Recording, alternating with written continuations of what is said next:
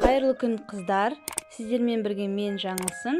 Бүгін сіздермен тарыдан жасалатын тойымды қазақ халқының ұлттық тағамының бірі майсөкті дайындайтын боламыз. Майсөкті бұрынғы ата-бабаларымыз күнделікті жейтін болған, әсіресе ораза кезінде сәресіге жеген.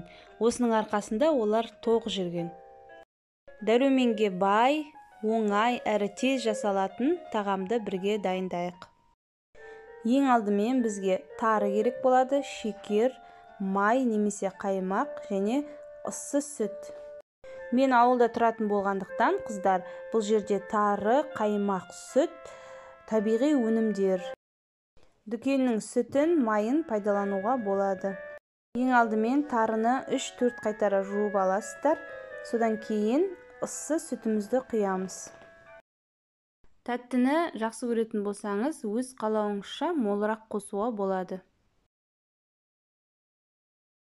Жақсылап араластырып болғаннан кейін бір үлкен қасықпен қаймақ саласыздар. Кейін тағы да жақсылап араластырып, бетін жауып бұқтырып қоямыз. Шамамен 30-35 минут бұқтырып қоямыз.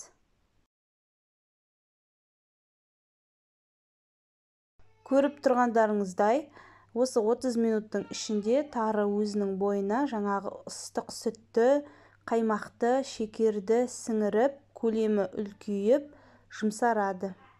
Тағы да бір мәрте қаймақты салып, жақсылап араластырамыз. Майсөгіміз дайын болды.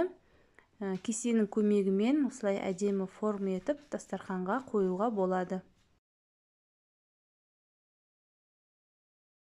Кәдеңізге жарасын. Парақшама тіркелмегендеріңіз болса тіркеліп, лайк басып, комментарий жазуды ұмытпаңыздар. Парақшамның дамуына үлес қоссаңыздар деймін.